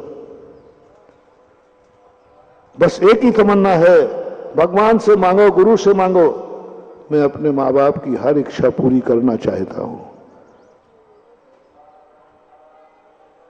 तुमने भगवानों से आशीर्वाद लिया, नमोकार मन पड़ा, महाराज आशीर्वाद दो, कुछ इच्छाएं हैं वो पूरी हो जाएं। हमारा आशीर्वाद देते ही नहीं। मैंने तो आजकल बहुत अपना आशीर्वाद बहुत, क्योंकि तुम मेरे आशीर्वाद को बदनाम करो, मेरा आशीर्वाद तो बहुत अतिशयकारी है, देखो कैसे करो, तुम लोग बदनाम कर दोगे। आजकल हमने आशीर्वाद बहुत सोच समझ के देता हूं। अच्छे डॉक्टर अपनी टेबल बदनाम नहीं करते, क्योंकि मैं आशीर्वाद दूंगा तुम्हारा काम होगा नहीं, तो बदनाम क्या करोगे तुम। अब भैया महाराज का आशीर्वाद लिया हुआ ही नहीं, अब तुम आशीर्वाद लो, कभी लेना चाहो महाराज जी बस एक आशीर्वाद दे दो, मैं अपने माँ बाप की हर इच्छा पूरी कर सकूं, बस महाराज उसके बाद मेरी भी कर देना, नहीं पूछने की जरूरत नहीं। पुरुषार्थ करना है कि मैं अपने माँ बाप की हर इच्छा पूरी करूंगा, तुम्हें मांगने की जरूरत नहीं है। उनकी इच्छा की पूर्ति के बाद तुम्हें ऐसा अतिशय होगा कि एक बार वो तुम्हारी तरफ देख लेंगे, तुम्हारी सारी इच्छाएं पूरी हो जाएंगी। लेकिन संकल्प लेना है तुम्हें, शांतिनाथ भगवान को सिद्ध करना है, बौरी बन के। हाँ महाराज बिल्कुल करना है, हम शांतिनाथ भगवान का नाम लें और काम हो जाए, हो जाएगा। हमारे यहां तो ना तो है ही नहीं, हनुमान के कोष में असंभव और हमारे कोष में ना है ही नहीं, हो जाएगा। तुम तो जो कहो सब हो जाएगा। ना मत कहो हाँ की कुवत दंग रह जाओगे, ना मत कहो हाँ की कुवत देखो दंग रह जाओगे।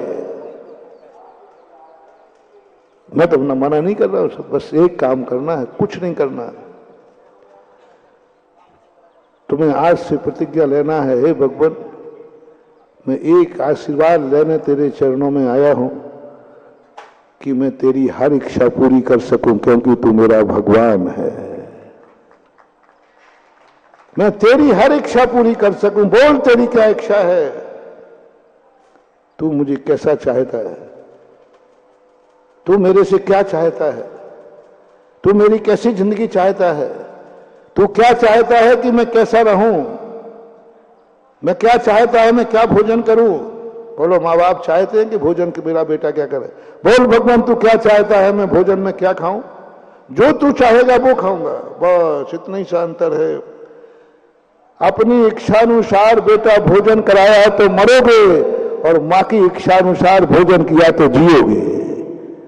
शेयर करना, बेटा अपनी इच्छानुसार भोजन करेगा तो बोलो नुकसान में कि फायदे में है, क्योंकि बेटे को तो वही चीज अच्छी लगती है जो नुकसान देती है।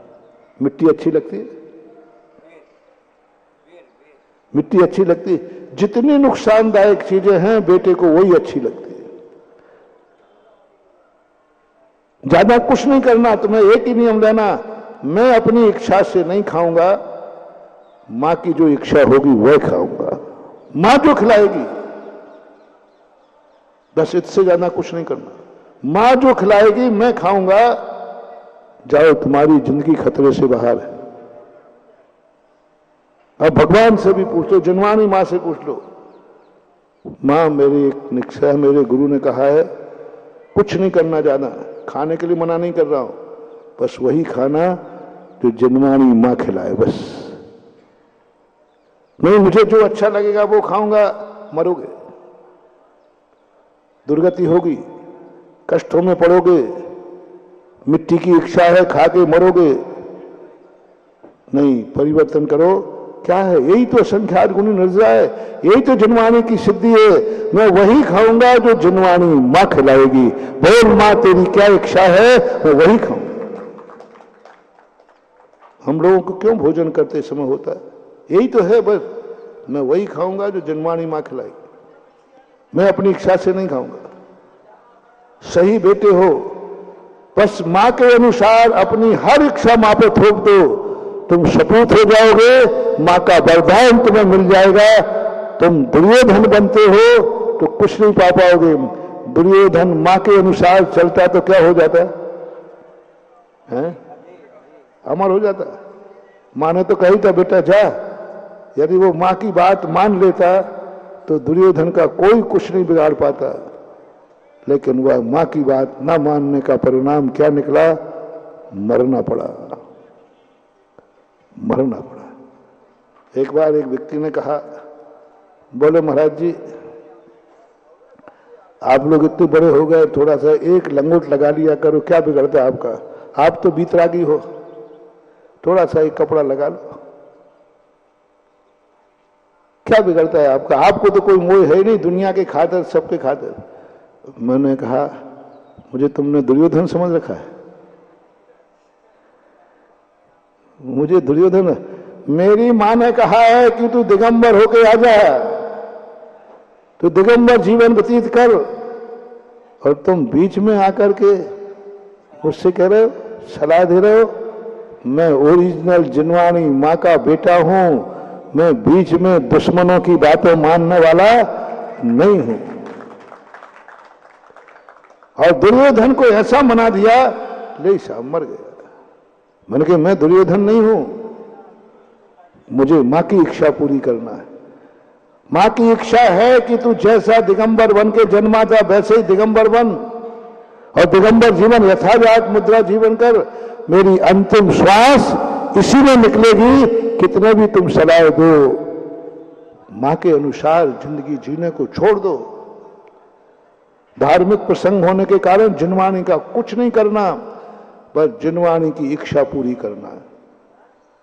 मैं वही खाऊंगा जो जिनवानी को पसंद है, मैं वही पहनूंगा जो जिनवानी माँ को पसंद है, मैं वही करूंगा जो जिनवानी माँ को पसंद है, मैं जिंदगी वैसे ही जीऊंगा जो जिनवानी को पसंद है। बस एक ही रट लगा दो, कुछ नहीं, मेरी कोई इच्छा नहीं है। मेरी जिंदगी का 24 घंटे वही होगा जो मेरी माँ को पसंद है। क्या चाहती है माँ? जैसे मैंने शांतिनाथ भगवान का कहा, चमत्कार सिद्धि हो जाएगी। पूरे पारसनाथ शांतिनाथ भगवान की क्या इच्छा है? एक बार तो कभी आओ, एक बार तो कभी माँ बाप से कहे कि हे मम्मी पापा बोल, तूने मेरी जिंदगी भर की हर इच्छा पूरी की, हर इच्छा पूरी की, अब मैं बड़ा हो गया हूं, अब मुझे गुरु की शिक्षा मिल गई है। आज सभी लोग अपने माँ बाप के पैर पकड़ कहेंगे, मम्मी पापा बस आप मेरी इच्छाएं पूरी करते करते आपने जिंदगी निकाल दी, मुझे इतना बड़ा कर दिया, बस अब एक ही बात है, मैं तुम्हारी इच्छा पूरी करूंगा। बोलो, तुम दोनों मिलकर बोलो, हमें जन्म देने के पहले आपने क्या इच्छा की थी? बिना इच्छा के कोई कार्य नहीं होता है। आपका क्या भाव था? क्यों दिया तुमने जन्म? क्यों पाला मुझे 9 महीने घर में? क्यों उठाई तुमने मेरी गंदगी? क्यों धोए मेरे कपड़े? क्यों 25 साल तक मेरा भार उठाया? क्यों 25 साल तक मुझे रोटी बना के खिलाई? क्यों? हर बेटे को ये जवाब पूछना है, क्यों? आखिर क्या स्वार्थ था तुम्हारा? क्या तमन्ना थी? दोनों ने कुछ तो सलाह की होगी, कुछ तो अपेक्षाएं रखी होंगी। आपने ऐसे ही जन्म नहीं दे दिया। जानो महानुभाव, जानो, यदि माँ बाप की इच्छा जाने बिना उनकी इच्छा पूरे करना मर गए तो जाकर के सम्मोषणों में पैदा हो गए, सम्मोषणों में पैदा हो गए, नपुंसकों में पैदा हो गए। सारे सम्मोषण नपुंसक होते हैं और 90% लोग मर करके नौ सम्मोषणों में क्यों जाते हैं? एक ही मात्र कमी, और कोई कमी नहीं है कि वो जिंदगी भर अपनी इच्छाएं पूरी करा लेते हैं, माँ बाप की इच्छाएं जानने का भी प्रयास नहीं किया। क्यों? 25 साल हो गए तुम्हारी गंदगी साफ की, तुम्हारा खर्चा उठाया, तुम्हारे कपड़े धोए, तुम्हें रोटी खिलाई, तुम्हारी 24 घंटे चिंता की। ऐसे ही नहीं है, कोई जड़ नहीं है, मूर्ख नहीं है वो। उनकी भी आत्मा है महानुभाव, उनकी भी इच्छा है, उनकी तमन्ना है। अब बड़े हो गए हो, जानो और सौगंध करो, मैं माँ बाप की हर इच्छा पूरी करके ही माँ बाप को मरने दूंगा और मेरा जीवन लक्ष्य यही है। एक संकल्प कर लो बस। कर पाओगे या नहीं कर पाओगे ये मैं नहीं कह सकता, लेकिन तुम्हारी आंख में आंसू देखना चाहता हूं। एक बेटे ने कोई इच्छा की, ऐसी इच्छा की कि माँ बाप पूरी नहीं कर सकते, और बेटे ने जाके कहा मम्मी पापा मुझे यह चाहिए, और उनकी कुवत के बाहर हो तो माँ क्या करती है? रो पड़ती है, किस्मत को फोड़ती है, भगवान के पास जाती है, गुरु के पास जाती है। हे भगवान महाराज, हमें क्या मेरी किस्मत है, मैंने क्या बात हो गई, मेरे अपने बेटे की छोटी सी इच्छा पूरी नहीं कर पा रहा हूं। कितना दुख होता है उसको। मेरे बेटे की ये मांग है, मैं पूरी कर नहीं पाऊंगा क्योंकि मेरी इतनी कुवत नहीं है। उसकी आंख में आंसू आ जाता है, रो पड़ती है। बस मैं वही आंसू बेटे की आंख में देखना चाहता हूं। वही आशीर्वाद नवोस्तु में बेटे के मुख से सुनना चाहता हूं। मैंने पिताओं के माताओं के मुख से तो बहुत सुना कि बस महाराज मुझे कुछ नहीं है, मैं अपने बेटों की इच्छा पूरी कर दूं, उनको पैर पे खड़ा कर दूं, उनकी सारी बस से मांगते, और नहीं मिलती तो रोते हुए आते हैं। आज तक कोई बेटा नहीं आया मेरे पास कि महाराज मेरी कोई इच्छा नहीं है, बस अब मुझे माँ बाप की इच्छा पूरी करना है। नहीं कर पाओ तो बस कर्म फोड़ना है। हे भगवान, मैंने कौन सा पाप किया कि माँ बाप की इच्छा पूरी नहीं कर पा रहा। माँ बाप की इच्छा है कि बहोरी बंद का मंदिर मैं बनाऊं, और तुम्हारी कुवत है, लेकिन मम्मी पापा की इच्छा है। सोचो, जिनकी कुवत नहीं है उनके मम्मी पापा यदि ये भाव कर लें, कुवत नहीं है उनकी कह रहा हूं, तो तुम्हारा जवाब मम्मी पापा को क्या होगा? बहोरी बंद वाला बता भी दे, मम्मी पापा है ना। हाँ, तो मम्मी पापा के मन में एक दिन भाव होगा, बेटा मैं चाह रहा हूं कि बहोरी बंद का मंदिर पूरा मैं बनाऊं, मेरी इच्छा है, और तुमने नियम लिया है मेरे सामने कि माँ बाप की हर इच्छा पूरी करूंगा। अब इस समस्या को निपटाओ बेटा। हमारे चक्कर में फंसने वाले लोग या तो पागल बन जाते हैं, और हम ऐसा घेरे में डालते हैं। पहले तो छोकरे को नियम दे दिया कि तू नियम ले कि मम्मी पापा की हर इच्छा पूरी करूंगा। अब मम्मी पापा का भक्त तो ले ही लेगा। अभी मैं हाथ उठवाऊं ना तो सब उठा देंगे, हाँ मैं मम्मी पापा की इच्छा पूरी करूंगा। फिर मैं जाल फेंकूंगा, मम्मी पापा का दिमाग बदलूंगा, और मम्मी पापा से जाके पूछना, और वो कहेंगे क्या इच्छा मम्मी पापा आपने? अब मैं कैसे बताऊं, तेरी तो नहीं नहीं मम्मी पापा बताओ बताओ, मैंने नियम लेके आओ सब पूरे। मेरा भाव है कि बहोरी बंद का शांतिनाथ का मंदिर मैं बनाऊं। सोचो कभी ऐसा हो तो क्या हो? बोल बेटा, क्या जवाब देगा पापा को? अरे बेटा तुम क्या सुनाओगे वो मुझे मालूम है। बाकल वाल बता दे भाई, बाकल वाल बता। पापा मम्मी पापा कोई भी बताओ, कुवत से ज्यादा, कुवत वाले की नहीं पूछ रहा हूं मैं। उत्तम चंद जी की अनुराग की बात नहीं कर रहा हूं, ये तो मान जाएंगे। मैं उसकी बात कर रहा हूं जिसकी कुवत नहीं है, घर का मकान नहीं है, किराए का मकान है, आमदनी कुछ भी नहीं है, खर्चा रुपया है, आमदनी अठन्नी भी नहीं है।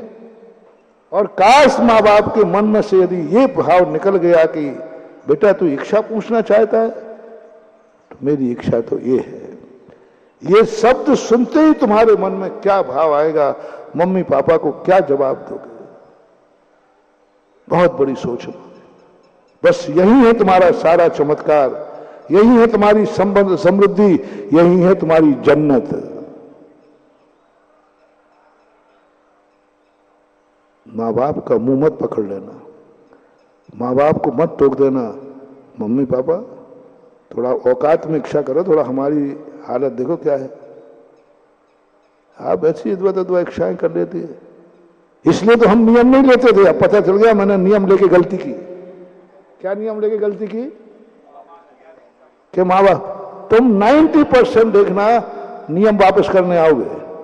बोले महाराज जी वो आपने एक नियम दिया था ना, तो वो हमने भावावेश में ले लिया था तो गर्मी चढ़ गई थी। कौन सा नियम? कि मैं मम्मी पापा की इच्छा पूरी। तो मैंने कहा क्या बात है बेटा? अरे वो कह रहे हैं कि बहुरी मन का मंदिर में बनाओ। महाराज मेरी कुवत। महाराज जी आप तो अपना नियम वापस करो और मम्मी पापा को 17 सुनाओगे और फिर दोबारा कभी मम्मी पापा से इच्छा की पूछोगे ही नहीं। नहीं महानुभाव नहीं। कैसे कहूं मैं, शब्द नहीं मिल रहे मुझे। उस समय तुम्हारा रोम रोम पुलकित हो जाए, मैं ऐसे बाप का बेटा हूं, मेरे पापा ऐसे हैं। ये भावना नहीं कि बेटा तेरा मकान बन जाए, भगवान का मंदिर बनाने का भाव आ रहा है और कुवत है नहीं, इनको खुद मालूम है। ओहो आंख में तुम्हारे आंसू टपक जाएं और पिता के पैर छू लो, पिताजी बस दे दो आशीर्वाद कि मैं तुम्हारी ये इच्छा पूरी कर सकूं। और उठाओ नरियल, आ जाओ शांतिनाथ भगवान के दरबार में, आ जाओ मुनि महाराज के गुरु महाराज के दरबार में। उठा लो नमोकार मंत्र की माला और कहो हे शांतिनाथ भगवान मुझे कुछ नहीं चाहिए, बस मुझे एक वरदान दो। मेरी माँ ने मेरे पिता ने जो इच्छा की है मैं उसकी पूरी कर सकूं। मुझे कुछ नहीं चाहिए, तू सर्वज्ञ है, तू मानता है। फिर एक नमोकार मंत्र की माला रोते हुए कि मैं माँ की इच्छा पूरी कर सकूं। माँ ने इच्छा की है मंदिर बनाने की, मैं बना सकूं। आनंद तो मनाओ, खुशी तो मनाओ। तुम अपने आप को भाग्यशाली मानो कि मेरे वो बाप हैं, माँ बाप हैं जिन्होंने भगवान के मंदिर बनाने की बात की है। और जैसे ही तुम्हारा आनंद फूटेगा, तुम कुछ दिन के बाद इतने समर्थ हो जाओगे कि तुम मंदिर बना करके ही दुनिया से जाओगे। भाव तो करो। क्या चामुंड राय के पास इतना धन था? मात की बात कह सकता था, मां क्या बात कर रही हो आप? उसने कहा नहीं, मां की इच्छा पूरी करूंगा। कहां जाएगा? कहां है भगवान? बोले जहां से तेरी इच्छा आई है वहीं है। पर है क्या? मुझे भी पता नहीं है। बोले फिर पता नहीं था तो इच्छा क्यों करती है? अब वो मां घबरा गई बेचारी। भाई बाहुबली, उसके मन में चिंता थी कि महाराज ने जिन बाहुबली की चर्चा की है, अद्वितीय बाहुबली के मैं दर्शन करूं। अब वो तो कर नहीं पाए, कहाँ है पता ही नहीं। लेकिन टेंशन आ गया। चामुंड राय ने पूछा, माँ बता, बड़ी मुश्किल, पहली बात तो बताने को तैयार नहीं। मम्मी पापा कभी अपनी इच्छाएं बच्चों को बताएंगे नहीं, क्योंकि वे तुम्हारी कुवत जानते हैं। उन्होंने तो भावना की थी मेरा बेटा राजा बेटा है ना और अभी तो चपरासी बेटा बन रहा है। वो जान रही कि मेरी कामनाएं कितनी थी, इसकी औकात कितनी है, वो सब जान रही। वो नहीं बताएगी तो अंत में ही कहती थी, कुछ नहीं बेटा, कोई इच्छा नहीं, तू सुखी रहे, यही मेरी इच्छा है। 90% यही बोलेंगे। नहीं, चामुंड राय ने स्ट्राइक की। चामुंड राय कहते हैं, जब तू मेरी इच्छा पूरी नहीं करती थी तो मैं अन्न जल का त्याग करता था। नहीं खाऊंगा भोजन, पहले मेरी इच्छा पूरी करो।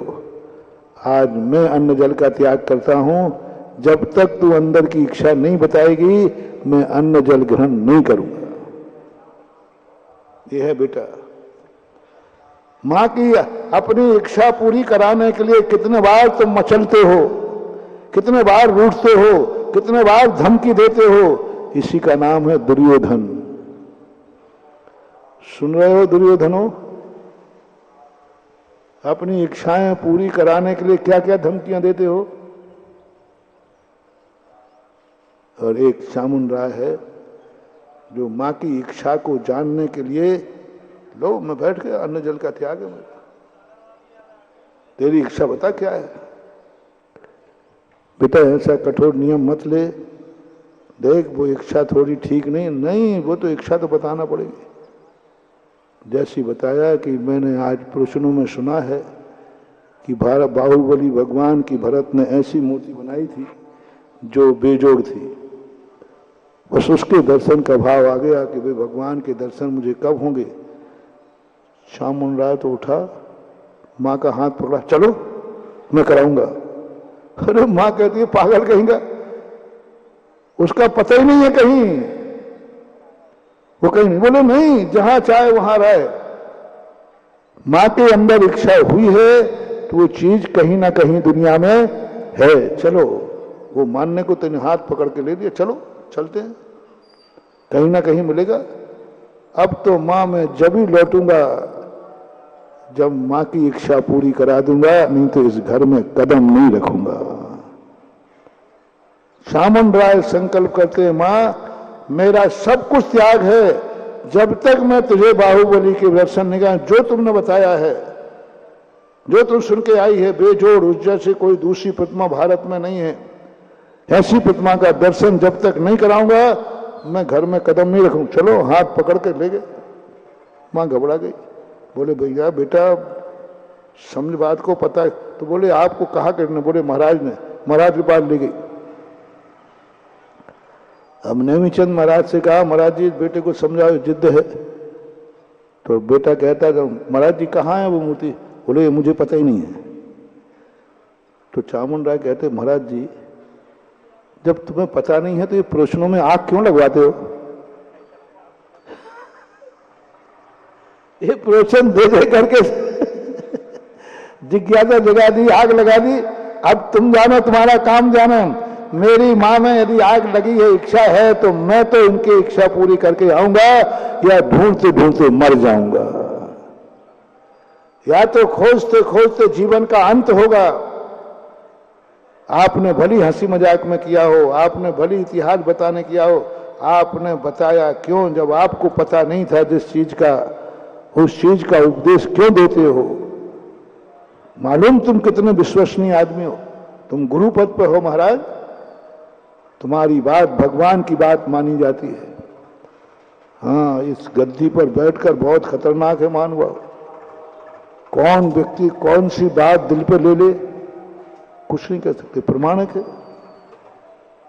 जितना प्रमाणिक होगा उतना ही ज्यादा उसको सावधानी से बोलना पड़ेगा। आप प्रमाणिक हैं, आप सर्वज्ञ जैसे हैं, सिद्धांताचार्य हैं। आपकी बात को हम लोग भगवान की बात मानते हैं। आपने महिमा ऐसी गा दी उस मूर्ति की, ऐसी महिमा गा दी कि मन ललच गया। हम लोग तो बच्चे हैं, बोलो बच्चों के सामने किसी चीज की महिमा गाएं तो वे उसको मचल सकते हैं कि नहीं, मचल सकते हैं। खाने की चीज की महिमा बाहर तो मुंह में उनका पानी आ सकता है। बच्चे लोग हैं, महिमा सुन करके हम लोग बच्चे हैं महाराज। आपने महिमा गाई, हमारी मां को इच्छा हो गई, और मैं मां का सपूत हूं, मैं तो इच्छा पूरी करूंगा। नेमीचंद महाराज ने समझाया, बेटा ऐसी बात नहीं, वो तो एक कहानी सुनाई थी। बोले नहीं, अब तो वही होगा। नेमीचंद महाराज जो है वो घबरा गए। रात भर ध्यान में बैठे, सुबह बैठे बैठे नींद आ गई। भू मां ही पिछली रयन में कछु शयन एक आसन करे। तुरंत आया, ये बच्चा मानने वाला नहीं है,